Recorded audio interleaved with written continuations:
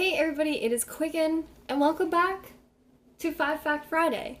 I don't know if I can really say welcome back, because it has been a pretty long time since I have done a sit-down 5 Fact Friday. Probably months, honestly. I'm really trying to think of the last time I've done one, and here comes Ethan, right on time. So I thought, I really want to get back into the swing of things. This week I did decide not to do Tattoo Talk Tuesday just because I do have bigger Tattoo Talk Tuesdays coming in the future. I have an interview this weekend. So I kind of just thought, let really good content speak for itself while I am trying to figure things out and stuff like that. So I did have a little grocery haul this week. I thought it would be cool, to do some videos that, I just really like doing. I really love grocery shopping. So if you find yourself, wondering what the fuck is going on with me, I did have a close to 4-hour live stream that I believe went live Monday or Tuesday. There's some topics in there that I wanted to address and finalize and never talk about ever again. So if you find yourself asking questions, maybe even in the comments of this video, I recognize that a lot of people, can't sit down and watch a 4-hour live stream. I don't even know how that much time passed for me, but so if you find yourself asking questions or whatever, I don't know, watch that live stream in increments. I let a lot of stuff out, and I really have to thank you guys who have come and reached out and supported me. And, there's always, and I addressed this in the live stream, but there's always this idea of how much do we as public people express? And I've definitely received criticism what don't you say on the internet? And, I do have a private life, and I do try to protect it and enjoy it when I do. And having a private life that is valuable to me these last couple days has been really cool and really fulfilling to me. So, I don't know. You can think that I share it all, but I don't. And Morgan Joyce has a pretty good video on all of this stuff too. But, yeah, some stuff had to come out, and I recognize that, I don't know. I wanted to share it with you guys. So, I won't say too much, but that is I love you! A lot of that stuff can be found in the live stream. Watch it or don't. But, I don't know. So today I wanted to get into 5 Fact Friday, and I opened submissions up on Twitter. You can follow me on Twitter if you want to. Sometimes I post some, last minute stuff on there. So I just want to get right into that. So the first question is, hold on. How do you deal with people's opinions, negative and positive, as someone who lives an alternative lifestyle, like no car, vegan, tattoos, sad girl, etc.? So it's funny, there isn't really a true, algorithm or whatever that I follow with dealing with this stuff, and it kind of is all, case by case. Even last night, I have this friend who was vegan for years and kind of fell out of it as someone who became vegan a long time ago with not so much support. And I was kind of confiding in him. I was like, hey, one time I was getting a tattoo, and the tattoo artist was tattooing me, and I had brought them vegan baked goods. And they were like, hey, are you vegan? And I was like, yeah. And as the tattoo proceeded, they told me, they were like, hey, vegan is a just cause and whatever, but you can't be vegan forever.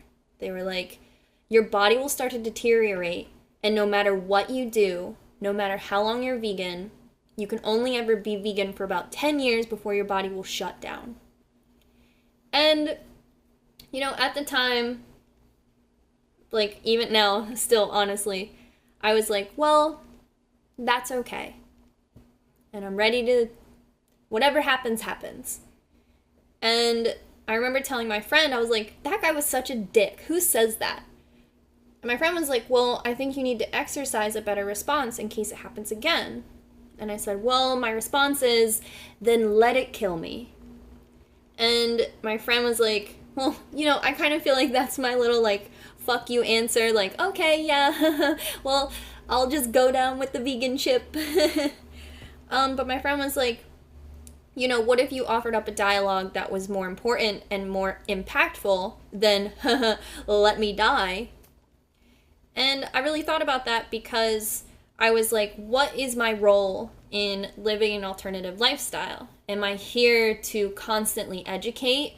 Or can I take a step back, just have a little anecdote, and continue to live a life that other people can't penetrate? So I'm constantly conflicted with this idea that, do you educate? And, I told my friend, yeah, I used to be more militant vegan, and I used to be that person who, I got a comment on one of my videos today that was like, I understand why you're vegan, but I don't see why you can't just drink milk. And, me 10 years ago, that would have made my afternoon to explain that situation to somebody, But now I'm at a point where I'm like, I don't want someone to infiltrate my life and try to change me. But I'm also open to it. So where do I decide to educate people on my lifestyle or not? Because how do I even form opinions and cultivate this lifestyle without, the labor and the experiences of other people who have impacted me? So, I told my friend, I was like, hey, 10 years ago, I had that dialogue, but now I don't know what to do. And he said, well, we started talking about the, I think they're Buddhist monks who, they don't even use shovels when they're building, I guess temples or something, because they don't want to hurt any worms, so they dig with their hands, and they try to make no impact. But if you give one of these, Buddhist monks a gift, they'll accept it. So I told him, I was like, hey, on my live stream, I talked about how I ate honey from my grandmom.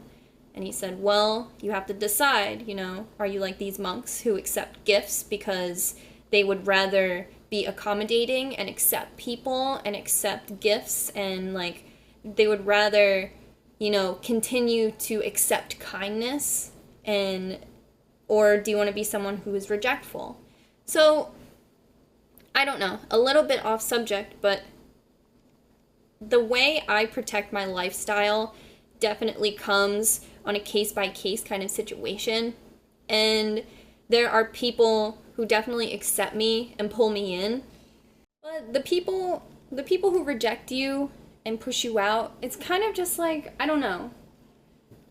I can meet new friends and kind of I don't know, I make a ton of excuses for my lifestyle, and I try to I don't know, lean on everything being kind of weird, oh no, I eat this fake cheese, kind of weird, right?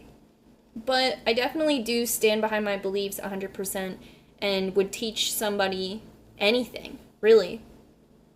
But socially, I'm so tired, and it's really hard at this point to continue to protect things that I just believe are second nature.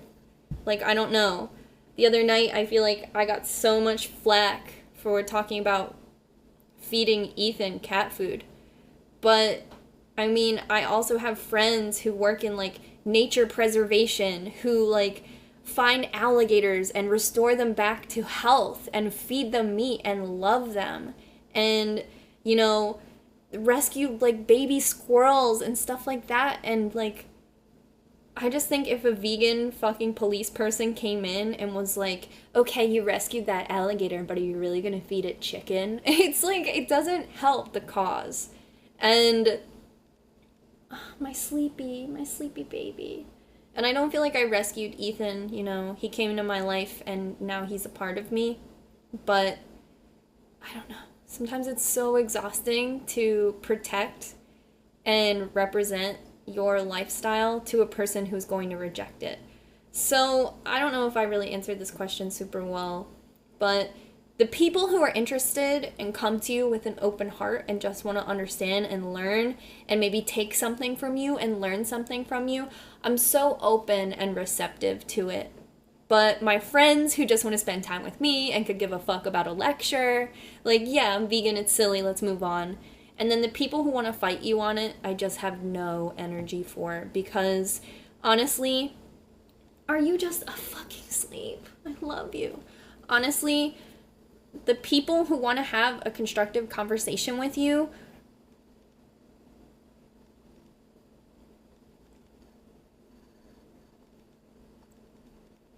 are going to be the most valuable people to your plight, and they're going to keep you thinking. Like when my friend last night rejected my little anecdote to the tattoo artist, it was the first time I was like, oh, I thought I handled that well. So who knows, you know? You don't get tattooed by him again, you don't recommend him to your friends, and then you go home and think about how you would have assessed the situation better. That's just kind of how I feel. I don't know right from wrong, you know? I live really comfortably in my lifestyle, and I'm just exhausted at the thought of someone coming in here and rejecting it. You know what I mean? Like, who litters? Would you ever get any modifications, like body modifications that are irreversible, like belly button removal, ear pointing, etc.? Have you ever thought of one? So, I mean, I've thought of different body modifications that definitely are irreversible. It's almost like nothing is totally irreversible at this point. I mean, I do have my conchas punched out, and there's not much you can do about that. They can make it so skin can grow over it, but the piercing is gone. I mean, the cartilage is gone. And I do have my scarification, which ideally can't really go anywhere. Oh my god, you're so distracting. He's just like asleep on my lap. And I do believe that the mindset I used to live in when I was more inclined to have body modifications, I do feel like that mindset has left me. And that's kind of sad, I guess, in a way, because I felt so much comfort in that lifestyle. I felt so comfortable in body modification world, and getting modifications brought me closer to like my perfect self. And I don't know if I just graduated out of that. I mean, I can't really say that I have achieved like my perfect sense of self. Like, I don't think that I have. But I think that there are some like other pretty big like irreversible body modification things that I have gone through, and like I know tattoos are so much more commonplace and acceptable, and like literally we all have them at this point, but I think, you know, graduating from like piercing body modifications and working on like a full back tattoo and having my arms finished and stuff, these are kind of like these big other irreversible body mods that, you know, kind of don't require like a surgery and stuff, which is kind of a relief to me. You know, sometimes I think like there are different maybe plastic surgeries I would kind of flirt with. Like, I really would love to get the hole in my septum maybe closed so I wouldn't have such a runny nose.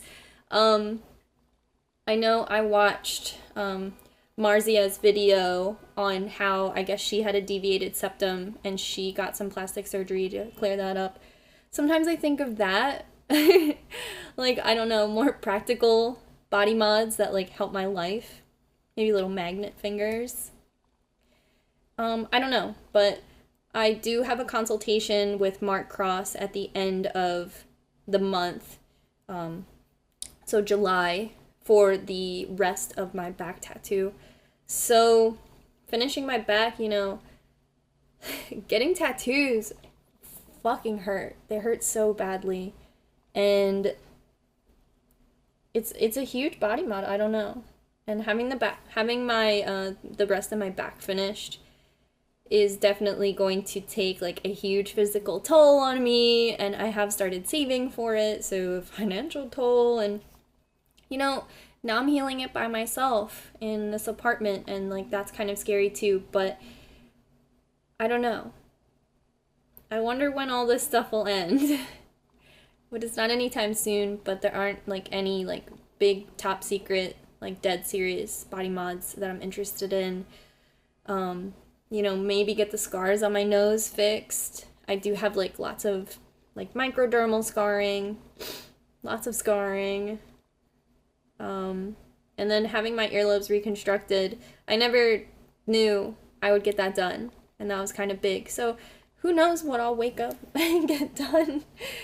But no like dead serious like kind of things like that, but different things are always on my mind. So I got this question, I thought it was kind of cool. What is one place, like example, favorite coffee place, favorite park, that inspires you to keep being creative?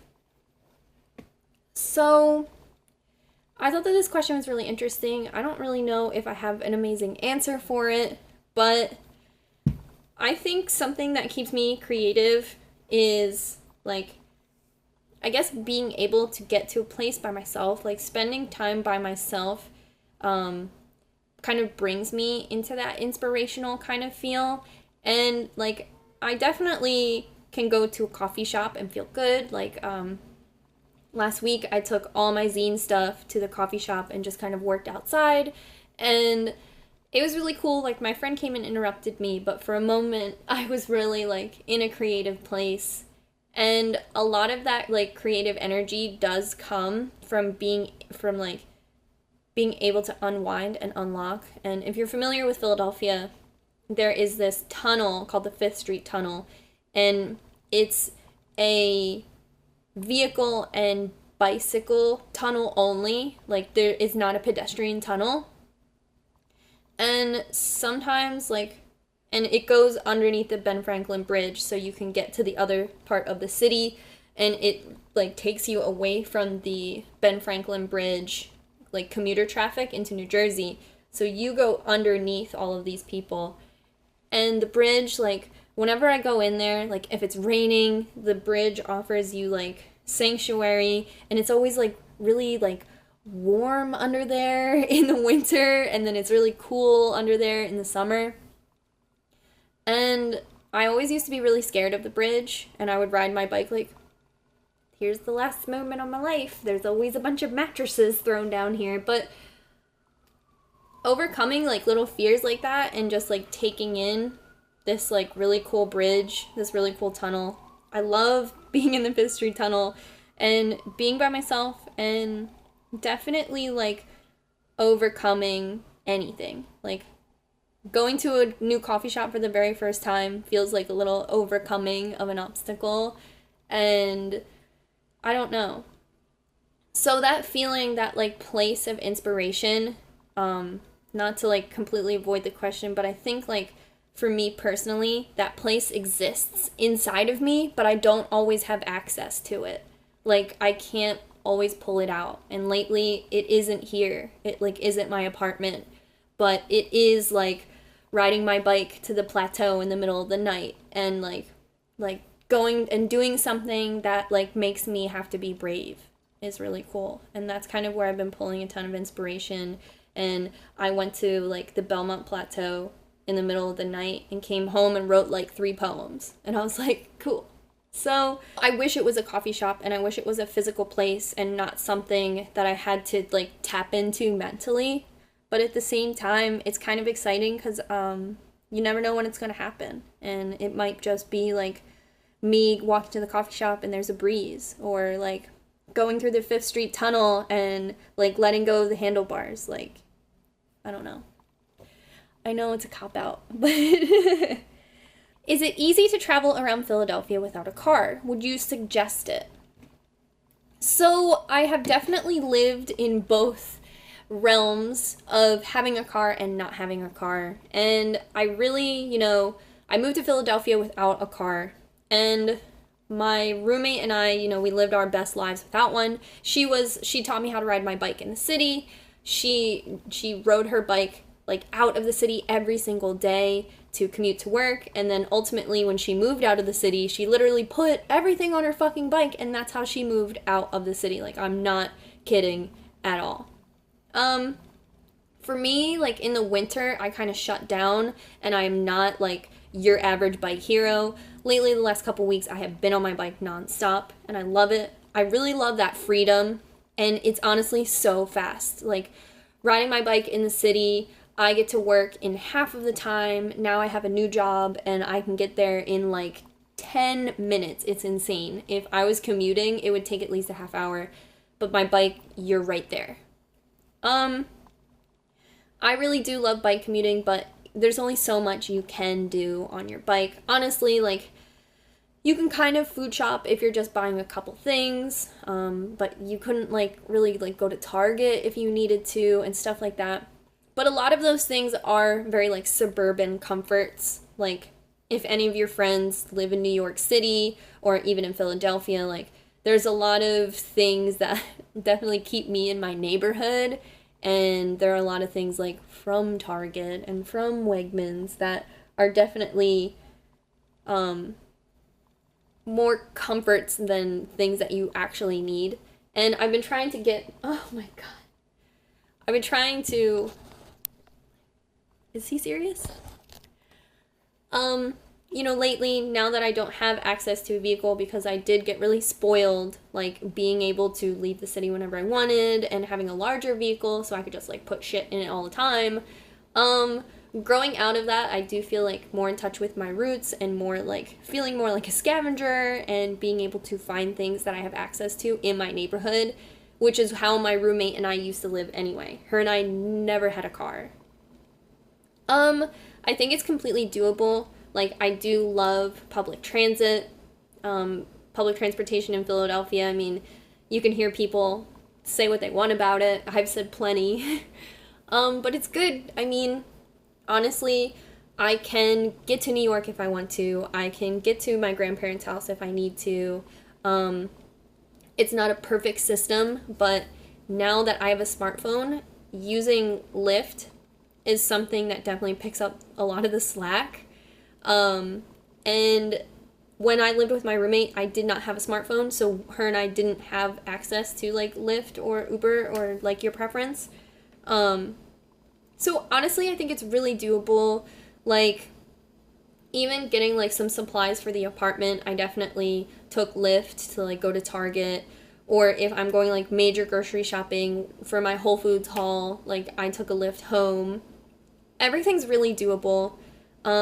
I think in my transition out of having access to a car, I do feel a little spoiled, but I don't know. Even my friend Michael, if you remember him from Vlogmas, he has Zipcar membership, which is like a ride share. When I was figuring out my budgeting for Zipcar, I felt it was in my best interest to not sign up for it. But if you have Zipcar and you love it, definitely leave your experience in the comments down below, because I was kind of just like waiting for someone to convince me it was a good idea, and Michael did not sell me on it. He was like, I'm using it to go to IKEA. And I was like, just go to IKEA. Just go without it. But that's me, and he doesn't ride a bike and I do. So I don't know. Honestly, I kind of like wanted a moped this year, but I don't know where I would keep it. And my friend said if I leave it in my backyard, someone will take it. So I don't know. Oh, I need a garage and a car. But I don't. And Philadelphia is definitely a city where you can get away with it. Like, if I lived in Richmond, I would probably buy a car. And even if I lived closer to home, like where my grandparents live, I would absolutely need a car if I lived like where my brother lives, like without a doubt. So living in Philadelphia, it is so easy to go without, and I love my bike. I've only had a few close calls, but don't we all? I don't know. So I wanted to end 5 Fact Friday with, I'll be working on my second zine, and I'm thinking about re-releasing my first zine with like a different cover and stuff like that. A lot of people have like reached out to me and given me tips. Somebody left me like this thing on Tumblr that was like, listen, this is how you format double-sided. And I was like, thank you, Mom.